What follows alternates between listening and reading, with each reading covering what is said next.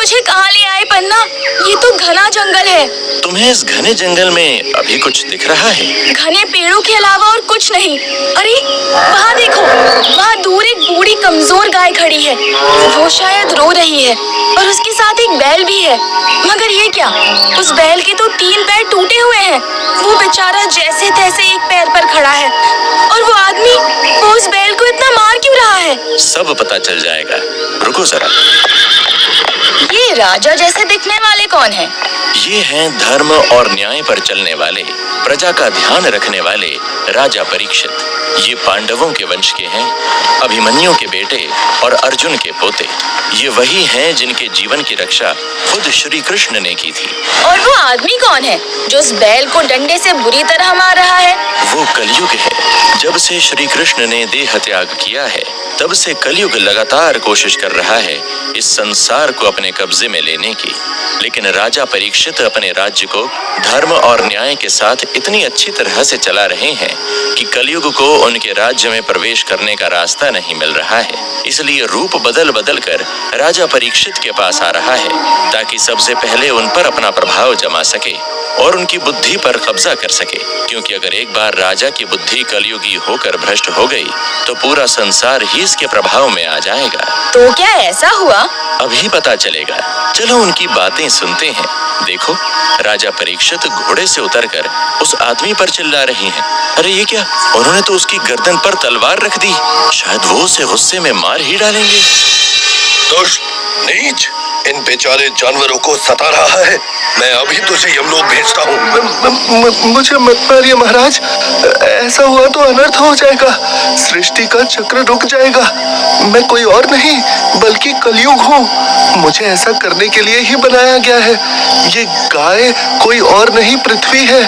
कलयुग के प्रभाव से पृथ्वी दुखी ही रहने वाली है। और ये बैल कोई और नहीं, धर्म का स्वरूप है। सतयुग में इस धर्म स्वरूप बैल के 4 पैर थे, सत्य, तप, शुद्धि और दया। सतयुग में इसके चारों पैर सुरक्षित थे। फिर सत्य का एक पैर टूटा, जिस वजह से युग परिवर्तन हुआ और त्रेता युग आ गया। त्रेता युग में धर्म 3 पैरों पर खड़ा रहा, जो थे तप, शुद्धि और दया। त्रेता युग के अंत तक आते आते धर्म का एक और पैर टूट गया, जो तप था। तब धर्म ने शुद्धि और दया के आधार पर द्वापर में प्रवेश किया। द्वापर खत्म होते होते शुद्धि का आधार भी समाप्त हो गया। कलयुग में अब धर्म सिर्फ दया के एक पैर पर खड़ा है और मुझे इस पैर को भी तोड़ना है, तभी संसार पर मेरा पूरा प्रभाव हो सकेगा। मेरे होते हुए तुम ऐसा नहीं कर सकते कलयुग। चले जाओ यहाँ से। मेरे राज्य पर तुम्हारा कोई प्रभाव ना होगा। इस पृथ्वी पर केवल धर्म और मर्यादा का ही राज होगा। मैं कहाँ जाऊँ महाराज? सृष्टि चक्र के हिसाब से मुझे पृथ्वी पर ही रहना होगा और पूरी पृथ्वी पर आपका ही राज है। मुझे कोई तो ऐसे स्थान दीजिए जहाँ मैं रह सकूं। ठीक है, मैं तुम्हें 4 स्थान देता हूँ जहाँ तुम रहकर राज कर सकते हो। ये 4 स्थान है जुआ, शराब, चरित्रहीनता और हिंसा। केवल इन 4 स्थानों पर तुम्हारा निवास होगा, बाकी हर जगह धर्म का वास होगा। मगर महाराज, सिर्फ इन 4 स्थानों पर रहकर मैं अपना काम कैसे करूँगा? ये सब काम तो सिर्फ बुरे लोग ही करते हैं। कोई ऐसा स्थान तो दीजिए जहाँ मैं भले लोगों के बीच भी रह सकूं। ठीक है, मैं तुम्हें एक स्थान और देता हूँ। तुम स्वर्ण में भी रह सकते हो। जिसको होगा स्वर्ण का लालच, उसको अपना कह सकते हो। पन्ना देखो, राजा परीक्षित ने कलयुग को माफ कर दिया। अब तो ये पूरे संसार पर राज कर ही लेगा। राजा परीक्षित कलयुग को समाप्त नहीं कर सकते थे हीरा, क्योंकि सृष्टि के नियम के अनुसार उसे आना ही था। लेकिन फिर भी उन्होंने एक तरह से उसके हाथ बांध दिए थे, ताकि उसका असर सीमित ही रहे। लेकिन ऐसा तो नहीं हुआ पन्ना। आज तो सब जगह कलयुग का राज है। जहाँ जुआ, शराब, हिंसा, अपराध, भ्रष्टाचार, गलत आचरण, लोभ, लालच जैसी बुराइयां हैं, वहाँ कलयुग का राज है।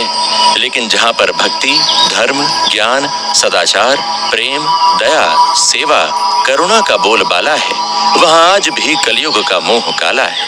मगर तुम कह रहे थे राजा परीक्षित को कोई श्राप मिला था जिस कारण उनकी मृत्यु हुई थी। वो क्या किस्सा था, वो भी तो सुनाओ। राजा परीक्षित ने जब कलयुग को रहने के लिए स्थान दिए तो उनसे एक गलती हो गई। उन्होंने कलयुग को स्वर्ण यानी सोने में रहने का स्थान दे दिया और इसी बात की सजा उन्हें खुद भुगतनी पड़ी, क्योंकि इसी कारण उन पर भी कलयुग ने अपना प्रभाव बना लिया। वो कैसे? दरअसल कलयुग को जैसे ही स्वर्ण में स्थान मिला, वो राजा परीक्षित के सिर पर लगे सोने के मुकुट में जाकर बैठ गया। ओह, ये तो बहुत बुरा हुआ। क्या राजा परीक्षित को इस बात का पता भी नहीं चला? नहीं पता चला। तुम खुद ही देख लो फिर आगे क्या हुआ, कैसे राजा परीक्षित कलयुग के प्रभाव में आ गए। वो देखो, राजा परीक्षित शिकार के लिए वन में आगे जा रहे हैं और प्यास के मारे बेहाल हुए जा रहे हैं। हे भगवान, यहाँ तो कोई नदी तालाब आसपास नहीं दिख रहा। कहीं मैं आज प्यासा ही ना मर जाऊं। अरे वो क्या है? वो तो किसी ऋषि का आश्रम लग रहा है। वहाँ मुझे पानी जरूर मिल जाएगा। हे प्रभु, तूने मेरी प्रार्थना सुन ली, तेरा लाख लाख धन्यवाद। यहाँ तो एक ऋषि बैठे हुए ध्यान कर रहे हैं, इन्हीं से पानी मांगता हूँ। प्रणाम ऋषिवर, क्या मुझे थोड़ा पानी मिल सकता है? बहुत प्यास लग रही है। अरे शायद इन्होंने सुना नहीं, लगता है गहरे ध्यान में है। ऋषिवर, मैं राजा परीक्षित आपके आश्रम में पानी की तलाश में आया हूँ। मुझे बहुत प्यास लगी है, कृपा करके मुझे थोड़ा पीने का पानी दे दीजिए। ये बार बार मेरी प्रार्थना को अनसुना क्यों कर रहे हैं? क्या इन्हें इतना भी नहीं पता कि उनके सामने एक राजा खड़ा है? ऐसा भी क्या ध्यान? ये इनका ध्यान नहीं बल्कि मेरा अपमान है। मैं राजा होकर इनसे थोड़े से पानी के लिए प्रार्थना कर रहा हूँ और ये अपनी तपस्या के अहंकार में बैठे हुए हैं। अभी सबक सिखाता हूँ इन्हें। हे भगवान, ये राजा परीक्षित को क्या हो गया? इन्होंने तो ध्यान में बैठे ऋषि के गले में मरा हुआ सांप डाल दिया। ऐसे कैसे बुद्धि फिर गई इनकी? ये तो ऋषि मुनियों का बड़ा सम्मान किया करते थे। बुद्धि क्यों नहीं फिरेगी हीरा? भूल गई उनके सिर के मुकुट में कलयुग जो बैठा है? अरे इसका तो काम ही यही है, अच्छे भले लोगों की बुद्धि फेर देना। क्या राजा क्या प्रजा, इसके लिए सब बराबर है। अब क्या होगा पन्ना? मुझे तो राजा परीक्षित की बड़ी चिंता हो रही है। और देखो, उधर से कौन आ रहा है? उसने सब देख लिया पन्ना। वो राजा परीक्षित को बड़े क्रोध से देख रहा है। वो ऋषि शमेक का बेटा श्रृंगी है, जो नदी से स्नान करके लौट रहा है। ये भी बहुत पहुंचा हुआ सिद्ध योगी है। ये गुस्से से राजा को कुछ कह रहा है। ओ दुष्ट राजन, मेरे पिता का ऐसा अपमान करने की तेरी हिम्मत कैसे हुई? तूने मेरे पिता के ऊपर मरा हुआ सांप डाला। मगर मैं तुझे श्राप देता हूँ कि 7 दिनों के भीतर भीतर जिंदा तक्षक नाग तेरे पास आएगा और तुझे डस कर समाप्त कर देगा, और तब तेरे साथ साथ तेरा अहंकार भी समाप्त हो जाएगा। राजन, ये मैंने क्या कर दिया? मुझसे इतना बड़ा पाप कैसे हो गया? एक ऋषि का श्राप कभी खाली नहीं जाता। मेरी मृत्यु अब निश्चित है। कलयुग का समय शुरू हो गया है और मेरे अंत का भी। देखो, राजा परीक्षित कितने टूटे हुए हैं, कितने उदास लौट रहे हैं। कलयुग ने तो उनसे उनका सब कुछ छीन लिया।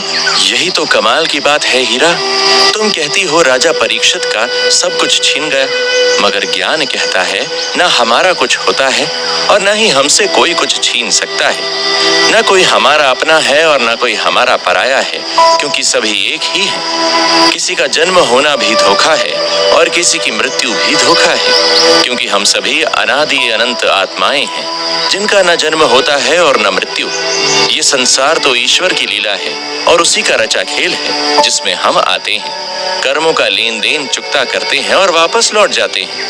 शरीर का जन्म जन्म नहीं होता और न ही शरीर की मृत्यु मृत्यु होती है। हम आत्मा जन्म और मृत्यु से परे हैं। अगर यही ज्ञान है और ये सब सच है, तो फिर राजा परीक्षित श्राप मिलने की वजह से इतने दुखी क्यों हो रहे हैं? उन्हें अपनी मृत्यु का डर क्यों सता रहा है? क्योंकि अभी उन्होंने इस ज्ञान को नहीं सुना है।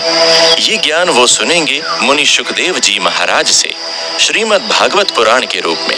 और उनके साथ साथ हम भी सुनेंगे, क्योंकि ज्ञान और भक्ति की जरूरत तो हम सभी को है।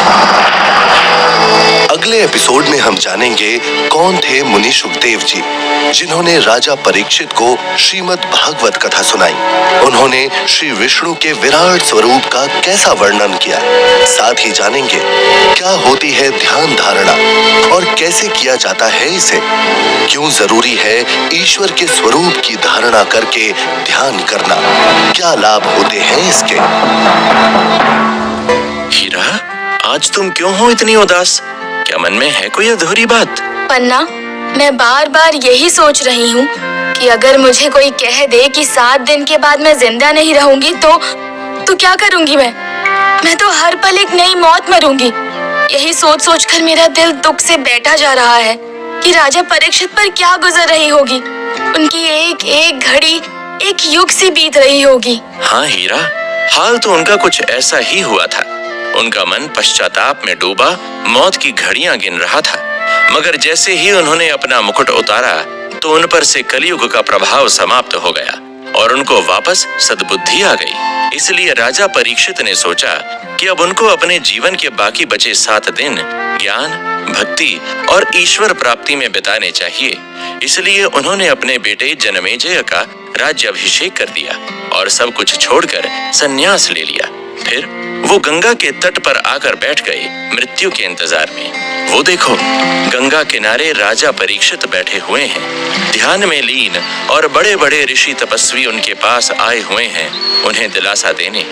ऋषि अत्रि, वशिष्ठ, पराशर, अंगिरा, भृगु, परशुराम, विश्वामित्र, मैत्रेय, पिप्पलाद, गौतम, भारद्वाज, अगस्त्य, नारद, वेदव्यास सभी तो हैं वहाँ, और आत्मज्ञानी संत शुकदेव भी चले आ रहे हैं। देखो, राजा परीक्षित और बाकी सभी ऋषिगण उन्हें देखकर खड़े हो गए और उन्हें प्रणाम कर रहे हैं।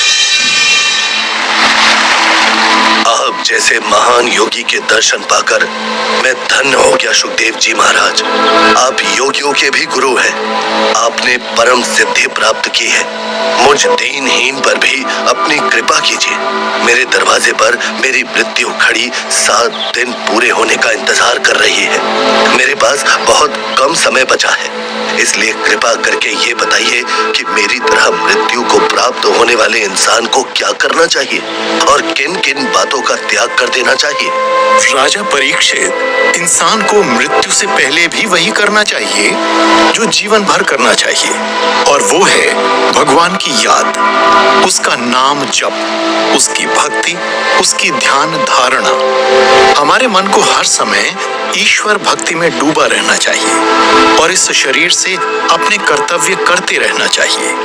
यही जीवन जीने का तरीका है। जो इंसान इसी तरह से जीवन जीता है वो मृत्यु आने तक ऐसा कर पाता है। लेकिन जो सोचता है आराम से अपना जीवन जीऊंगा, सांसारिक सुख भोगूंगा और आखिरी समय में प्रभु को याद कर लूंगा, तो ऐसा कभी नहीं हो पाता। इसीलिए हर दिन को ऐसे जीना चाहिए जैसे वो हमारा अंतिम दिन है। ऐसा मानकर हर दिन ईश्वर का ध्यान और भजन करते हुए जीवन जीना चाहिए। मगर ऐसा नहीं हो पाता योगीराज, इसका क्या कारण है? ऐसा इसलिए नहीं हो पाता क्योंकि जन्म लेते ही इंसान माया से बंध जाता है, उसका संसार में मोह हो जाता है। सांसारिक मोह के कारण ही भगवान की भक्ति में ध्यान नहीं लगा पाता। उसका पूरा जीवन खाने, पीने, सोने और अपनी इच्छाएं पूरी करने में नष्ट हो जाता है। अज्ञानी मनुष्य परिवार, शरीर, धन, संपत्ति, संबंधियों को अपना सब कुछ समझ बैठता है। वो मूर्ख पागलों की तरह उनमें रम जाता है और उनके मोह में अपनी मृत्यु से डरा रहता है और आखिर में मृत्यु के मुंह में ग्रास चला जाता है। उसका वही समय सार्थक होता है जो प्रभु की भक्ति में गुजरता है। बाकी जीवन तो नष्ट ही समझो। आपकी बात सुनकर मुझे लगता है कि मेरा भी अधिकतर जीवन नष्ट ही हुआ है।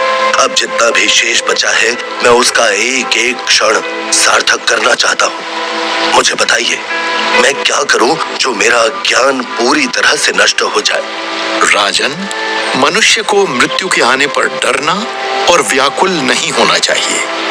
उस समय संसार से वैराग्य लेकर खुद को हर तरह के मोह से, आसक्ति से और इच्छाओं से दूर कर लेना चाहिए।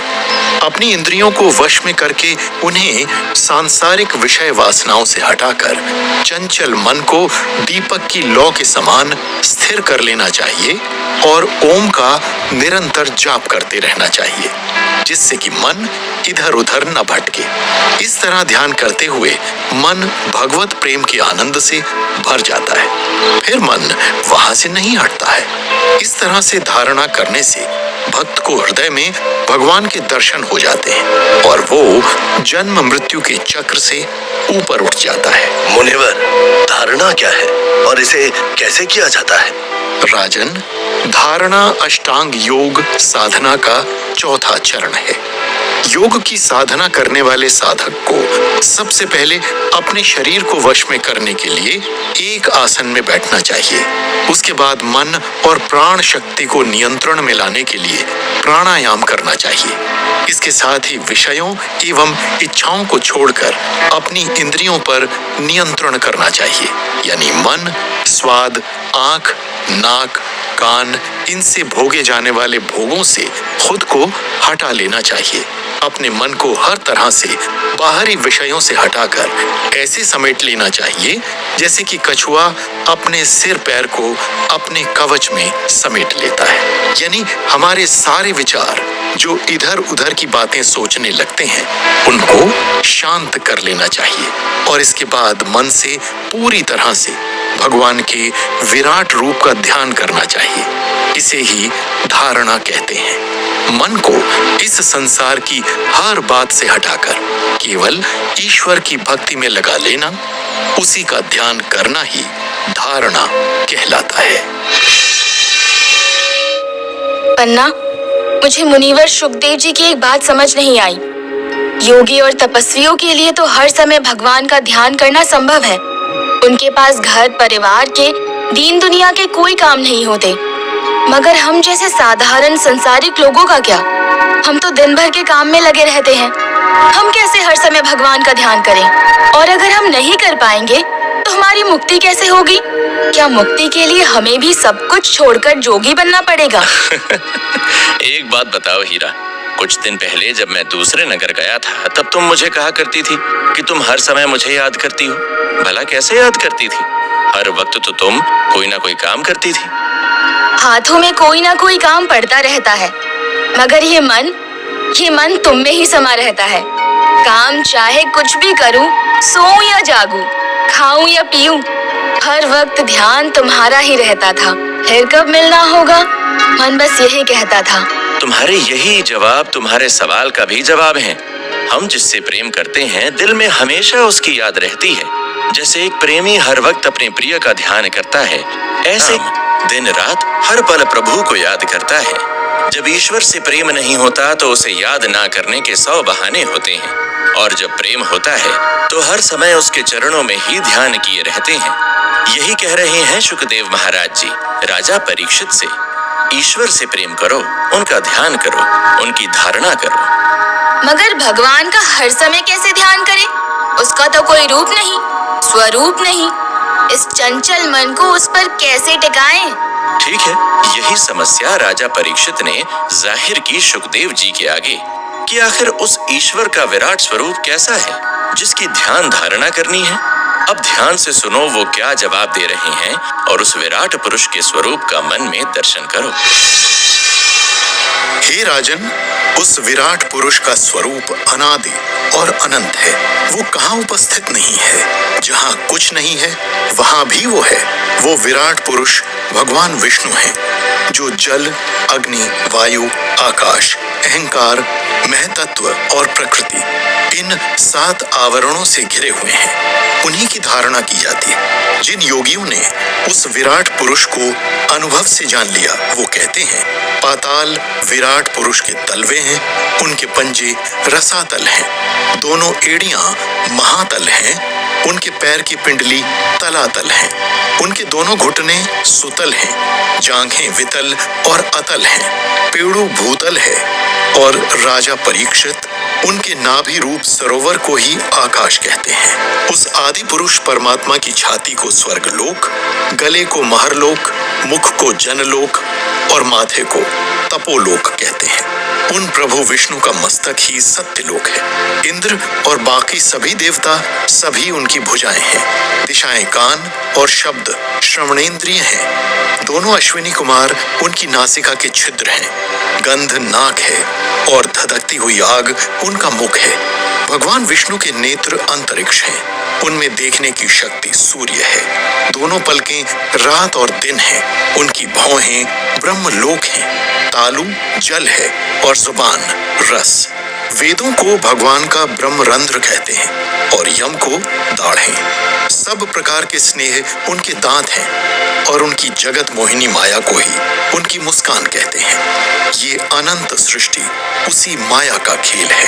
हे राजन, विश्वमूर्ति विराट पुरुष की नाड़ियां नदियां हैं। वृक्ष रोमकूप हैं। परम प्रबल वायु श्वास है। काल उनकी चाल है और गुणों का चक्कर चलाते रहना ही उनका कर्म है। बादल उनके बाल हैं। संध्या उनका वस्त्र है। उनकी दिखाई न देने वाली मूल प्रकृति को उनका हृदय बतलाया गया है और उनका मन चंद्रमा कहा गया है। जैसे सपने देखने वाला अपने अंदर पूरी सृष्टि बसा लेता है, जो सपना चलते हुए तो असली लगती है, मगर सपना खत्म होते ही सपना देखने वाले में विलीन हो जाती है। इसी तरह समझ लो, ये सृष्टि भी उस विराट पुरुष श्री विष्णु का केवल सपना मात्र है, जो उसी के अंदर चल रहा है और उसी में विलीन हो जाएगा। हम सब उसी के अंदर हैं और वो विराट पुरुष हमारे अंदर है। इस सत्य को जानते हुए संसार की हर एक वस्तु में, हर एक प्राणी में उसका ही दर्शन करना चाहिए। उसे सब जगह उपस्थित मानकर हमेशा उस पर ही ध्यान रखना चाहिए, क्योंकि वही एक असली है। बाकी सब माया है, भ्रम है। उन सत्य स्वरूप भगवान का हमेशा भजन करना चाहिए। दूसरी किसी भी चीज में आसक्ति नहीं करनी चाहिए। और इस तरह से शुकदेव जी ने राजा परीक्षित को भगवान के विराट स्वरूप का वर्णन किया। पन्ना, शुकदेव जी ने जो कहा उसमें एक बात मेरे गले नहीं उतर रही।